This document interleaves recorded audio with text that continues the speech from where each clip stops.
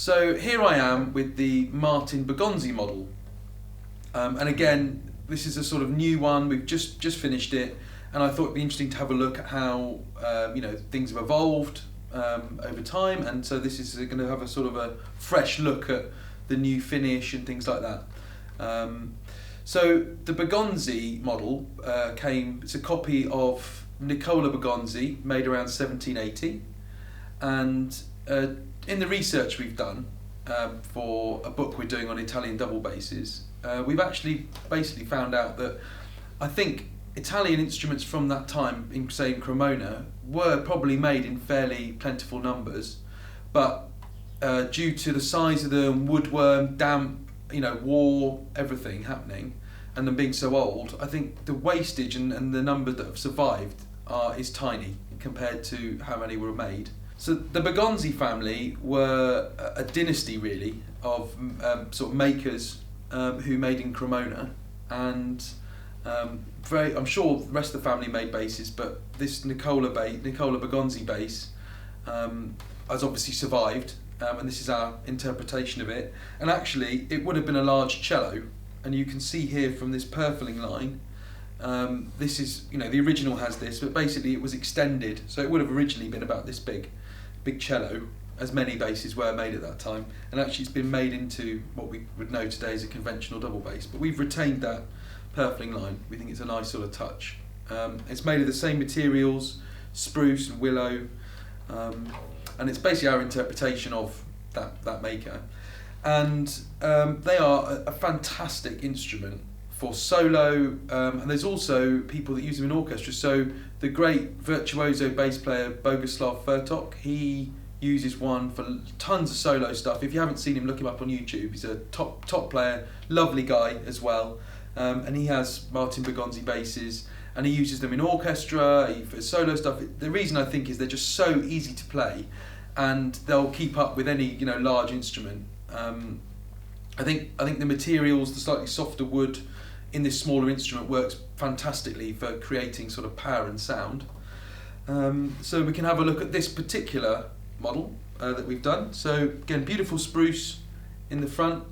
We've got our signature sort of deep purfling channel, which is kind of very English Panormo in style, which is again is like, although it's our interpretation, we don't make exact copies of the instruments. It's sort of like our play on them, and that's the sort of traditional Martin rim. Tom did it from his very first bass, and all these years later we're still doing the same thing, same measurements of the purfling and everything else.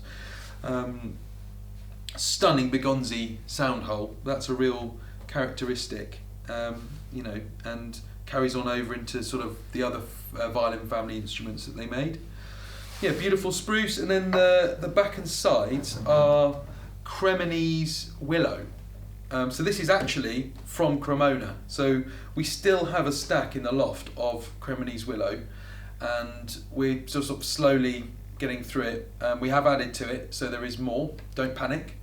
So yeah, it's Cremonese willow, which is beautiful softwood. You can see it's got quite a wide grain, but for this model it works beautifully with a flat back. It's really good, and we've got used the correct sort of not too hard braces inside, which again helps it resonate.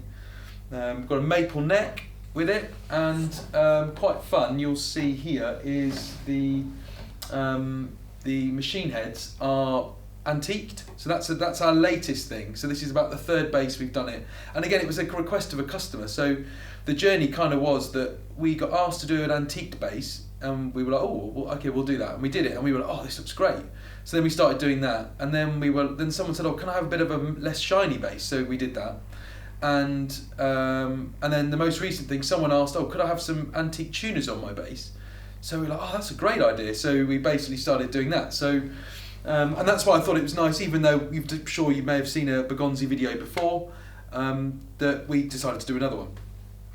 This particular one obviously has our usual setup, nice overstand for playing, not too low bridge, raised bottom nut and everything, bridge adjusters. It's got sort of a fairly low setup, and then this one's got solo strings on, and God, it's really powerful bass. I mean, lovely punch to it. You'll be able to hear from Tom playing it.